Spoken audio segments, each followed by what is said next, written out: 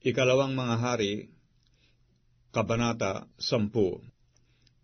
Si Akab nga'y may 70 anak sa Samaria, at sumulat si Jehu ng mga sulat, at ipinadala sa Samaria, sa mga pinuno sa Israel, sa makatwid bagay, sa mga matanda, at sa kanila na tagapag-alaga sa mga anak ni Akab, na nagsasabi, at pagdating nga ng sulat na ito sa inyo, sa paraang ang mga anak ng inyong Panginoon ay kasama ninyo, at mayroong kayong mga karo at mga kabayo, at bayan na makukutaan naman, at sakbat.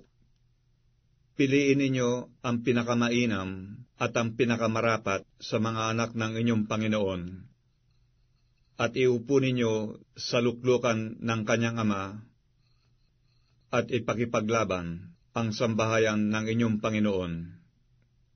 Ngunit sila'y natakot na mainam, at nagsabi, narito, ang 2 hari ay hindi nagsitayo sa harap niya. Paano ang tayo'y tatayo? At ang katiwala at ang tagapamahala ng bayan, gayon din ang mga matanda at ang mga tagapag-alaga sa mga bata, ay nagsipagsugo kay Jehu na nagsisipagsabi, kami ay iyong mga lingkod, at gagawin namin ang lahat na iyong iuutos sa amin. Hindi namin gagawing hari ang sinuman. Gawin mo ang mabuti sa iyong mga mata.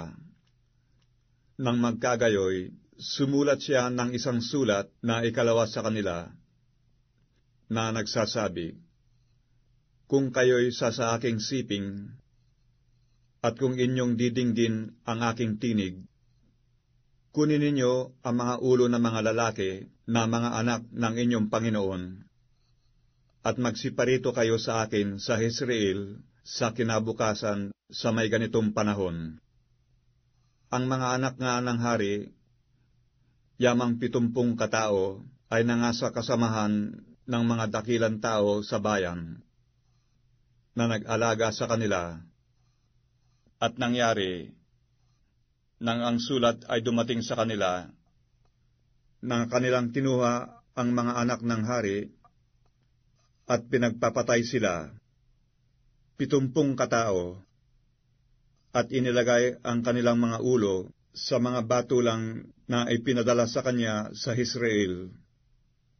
At dumating ang isang sugo, at isinaysay sa kanya, na sinasabi, kanilang dinala ang mga ulo ng mga anak ng hari, at kanyang sinabi, inyong ihanay ng 2 bunton sa pasukan ng pintuang bayan hanggang sa kinaumagahan. At nangyari, sa kinaumagahan, na siya'y lumabas at tumayo at nagsabi sa buong bayan, kayo'y mga matuwid. Narito, aking pinagbantaan ang aking Panginoon, at pinatay siya. Ngunit sinong sumakit sa lahat ng ito? Talastasin ninyo ngayon na walang mahuhulog sa lupa sa salita ng Panginoon, na sinalita ng Panginoon tungkol sa sambahayan ni Akab, sapagkat ginawa ng Panginoon ang kanyang sinalita sa pamamagitan ng kanyang lingkod na si Elias. Sa gayoy sinaktan ni Jehu ang lahat na nalabi sa sangbahayan ni Akab sa Israel, at ang lahat niyang dakilang tao, at ang kanyang mga kasama-samang kaibigan, at ang kanyang mga saserdote, hanggang sa wala siyang inilabi, at siya'y nagtindig at yumaon, at naparoon sa Samaria. At samantalang siya'y nasa pagupitang bahay ng mga pastor sa daan, ay nasa lubong ni Jehu ang mga kapatid ni Ocosias na hari sa Huda, at sinabi, "Sino kayo?" At sila'y nagsisagot, "Kami ay mga kapatid ni Ocosias, at kami ay nagsisulong upang magsibati sa mga anak ng hari at mga anak ng reyna." At kanyang sinabi, "Hulihin ninyo silang buhay." At hinuli nila silang buhay at pinatay sa hukay ng pagupitang bahay. Sa makatwid bagay, 42 lalaki. Hindi nag-iwan ng sinuman sa kanila. At nang siya'y makayaon mula roon, kanyang nasumpungan si Honadab na anak ni Rekab na sumasalubong sa kanya, at kanyang binati siya, at nagsabi sa kanya, "Ang iyo bang puso ay tapat, na gaya ng aking puso sa iyong puso?" At sumagot si Honadab, "Tapat. Kung gayon, iabot mo sa akin ang iyong kamay." At iniabot niya sa kanya ang kanyang kamay, at isinampan niya siya sa loob ng karo, at kanyang sinabi, "Sumama ka sa akin at tingnan mo ang aking sikap sa Panginoon." Sa gayoy, kanilang pinasakay sila sa kanyang karo, at nang siya'y dumating sa Samaria, kanyang sinaktan ang lahat na nalabi kay Akab sa Samaria, hanggang sa kanyang naibuwal siya, ayon sa salita ng Panginoon, na kanyang sinalita kay Elias. At pinisa ni Jehu ang buong bayan, at sinabi sa kanila, "Si Akab ay naglingkod kay Baal ng kaunti, ngunit si Jehu ay maglilingkod sa kanya ng marami. Ngayon nga'y tawagin ninyo sa akin ang lahat na propeta ni Baal, ang lahat niyang mananamba, at ang lahat niyang mga saserdote.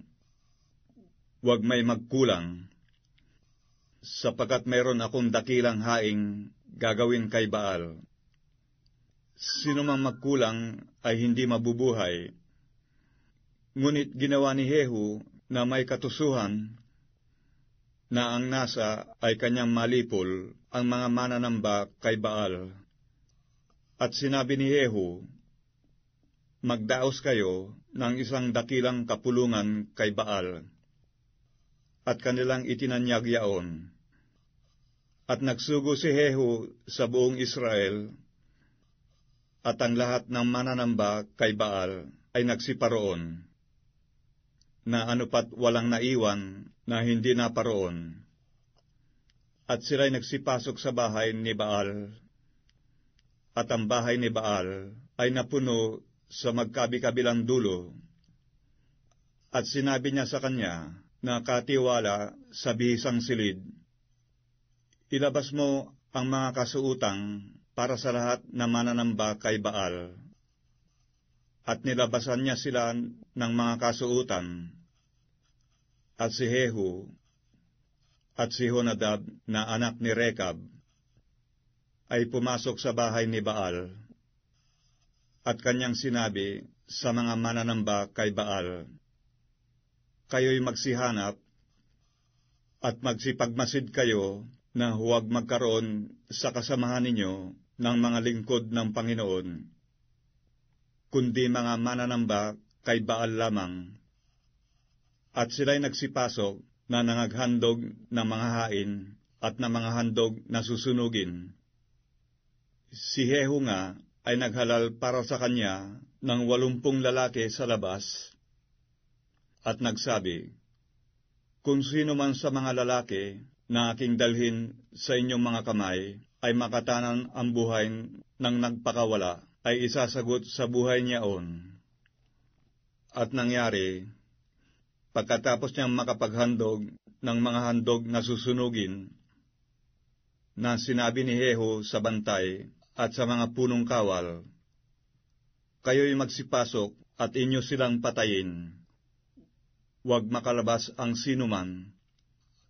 At sinaktan nila sila ng talim ng tabak at hinihagis sila sa labas ng bantay at ng mga punong kawal, at nagsiparoon sa bayan ng bahay ni Baal.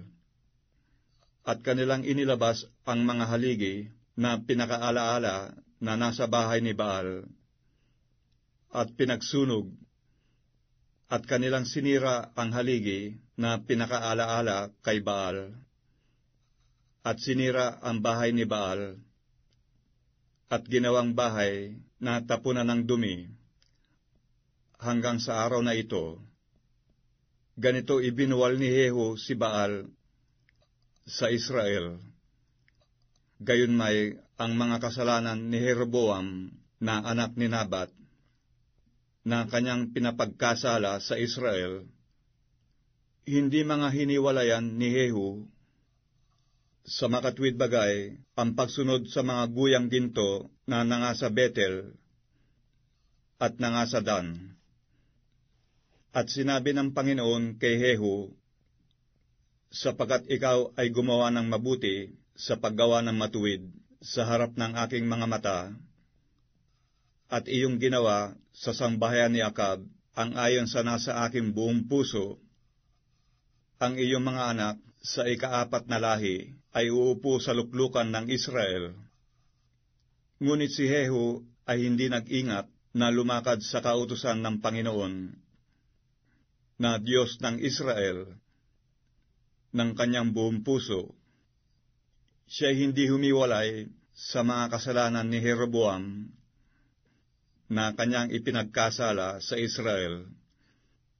Nang mga araw na yaon ay pinasimulan ng Panginoon na pinaikli ang Israel, at sinaktan sila ni Hazael sa lahat ng mga hangganan ng Israel, mula sa Jordan hanggang sa silanganan, ang buong lupain ng Galaad, ang mga Gadita, at ang mga Rubenita, at ang mga Manasita, mula sa Aroer, na nasa siping ng libis ng Arnon, hanggang sa Galaad at Basan.